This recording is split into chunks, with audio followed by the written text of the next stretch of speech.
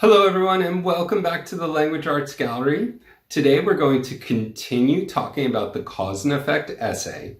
And in today's video, we're going to talk about language for cause and effect and how you can teach your students, including your English language learners, how to use language to express cause and express the effect of something.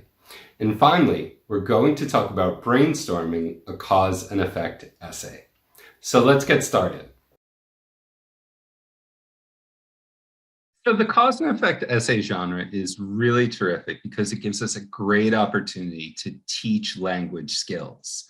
So I've always focused on instruction in rhetoric. I think essay writing really needs to focus on our overall argument. However, that doesn't mean we don't teach sentence level skills when we teach writing. We still need to teach children or young adults how to compare and contrast, how to express their opinion, and in this case, how to express a cause and effect relationship. So a lot of this is going to surround instruction with adverbial subordinate clauses of reason and adverbial subordinate clauses of result. So let's take a look at some of those. So words and phrases that can introduce a reason: because, since, as a result of, results from, is due to, is caused by, or is the result of. And giving students lots of examples here. I think this is really important because later on in the lesson, we talk about using a variety of language when we're writing our cause and effect essays. We don't want to say because throughout the whole lesson or throughout the whole essay. We want to mix it up and give our readers a good variety of phrases and words that express a cause and effect relationship. So let's take a look here at some words and phrases that introduce results: causes, brings about, leads to, results in, produces, so, is responsible for. So it's great to get our students to identify these in an essay. You can give them a model essay, which my lesson does have models that ask them to go through the model essay and then identify these words and phrases that represent reasons and results. And also, especially if you've got language learners or students who need a little bit more support, you can do some sentence level activities with them where they can simply pick out a sentence or write their own sentence using these words or phrases. So now that we've talked a little bit about language, let's talk about brainstorming ideas for our cause and effect essay. I'm a big believer in using graphic organizers, particularly in the brainstorming process. It really supports our students and helps them to get their ideas down on paper. And one thing I love doing is using a fishbone diagram for our cause and effect essay. So a fishbone diagram is called the fishbone diagram because it looks a little bit like a fishbone when you look at it here. So we're going to put our effect right here if we're focusing on effects.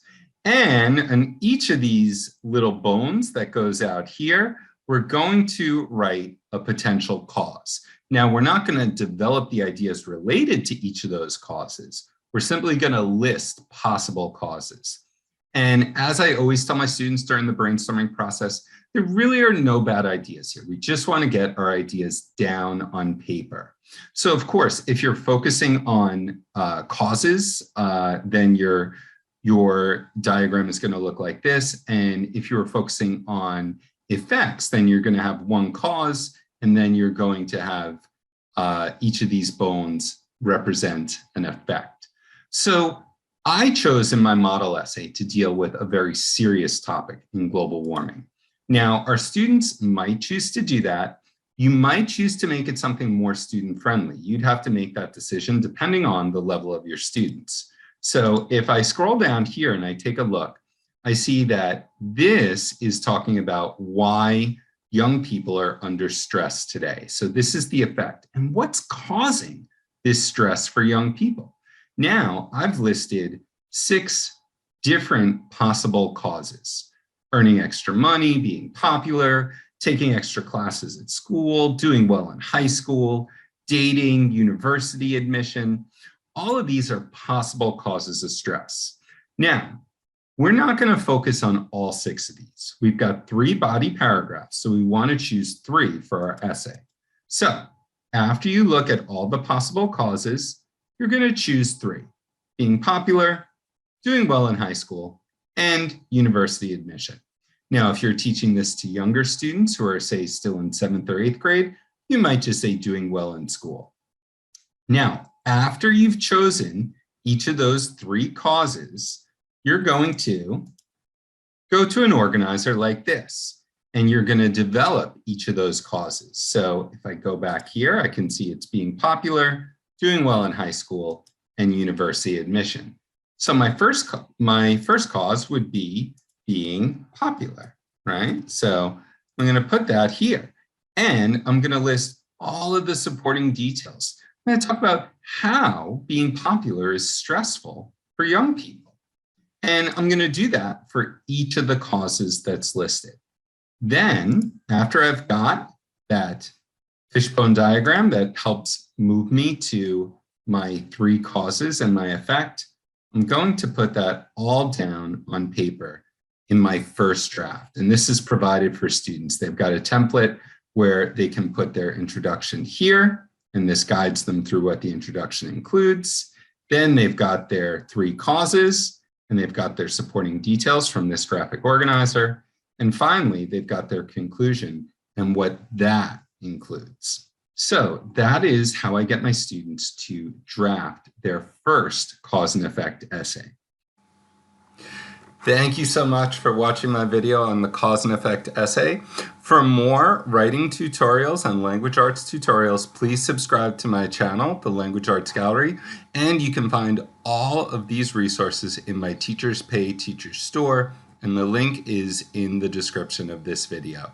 Thanks so much, and I'll see you again soon.